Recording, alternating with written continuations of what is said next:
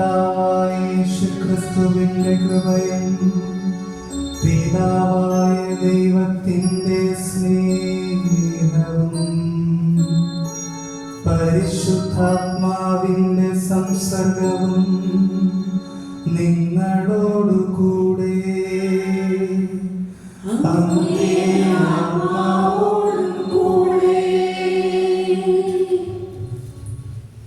ഈശോയിൽ ഏറ്റവും സ്നേഹമുള്ള മാതാപിതാക്കളെ, സഹോദരി സഹോദരന്മാരെ, പ്രിയപ്പെട്ട കുഞ്ഞുമക്കളെ, ഇന്ന് ആണ്ടുവട്ടത്തിലെ 10ാമത്തെ ഞായറാഴ്ചയിലാണ് തിരുസഭ ആയിരിക്കുന്നത്.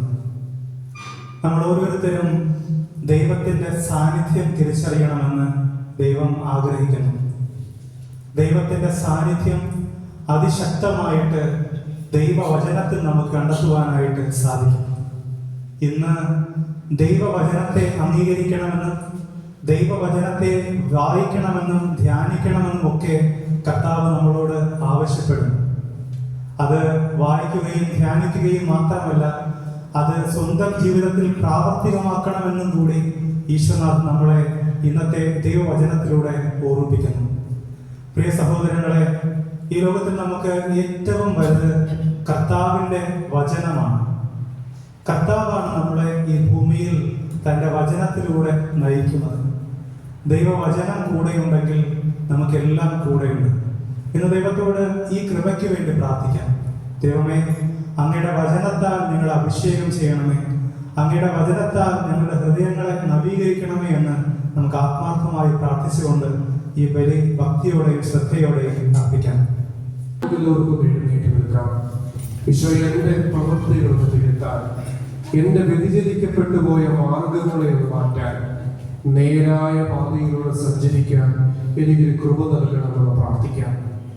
അധികം ഒന്നും യേശു നമ്മോട് ആവശ്യപ്പെടുന്നില്ല.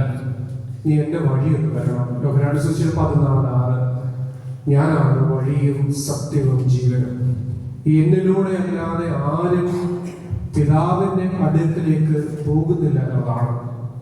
പ്രവാചകന്മാരിലൂടെ കാലാകാലങ്ങളിൽ ദൈവം ന്യായാധിപന്മാരിലൂടെ പ്രവാചകന്മാരിലൂടെയും ഒക്കെ സഞ്ചരിച്ച് ഏറ്റവും അവസാനം മനുഷ്യരായി നമ്മുടെ ഒപ്പം ഇറങ്ങി ഇമ്മാനുവേലായി അവതരിച്ച് നമുക്കൊപ്പമായിരുന്ന് നമ്മോടുള്ള സ്നേഹത്തെ പ്രതി തീവ്രമായ വേദനയ്ക്ക് പീഡാസഹനത്തിന് വിധേയനായി വീണ്ടും പിതാവിന്റെ അടുത്തേക്ക് പോയി വീണ്ടും മടങ്ങി വന്ന് നമ്മളെ രക്ഷിക്കാതിരിക്കെ നാം ദൈവത്തിന്റെ വചനങ്ങളെ ധിക്കരിക്കാനോ ദൈവത്തിന്റെ വഴിയിൽ നിന്ന് വ്യതിചലിക്കാനോ പാടില്ല.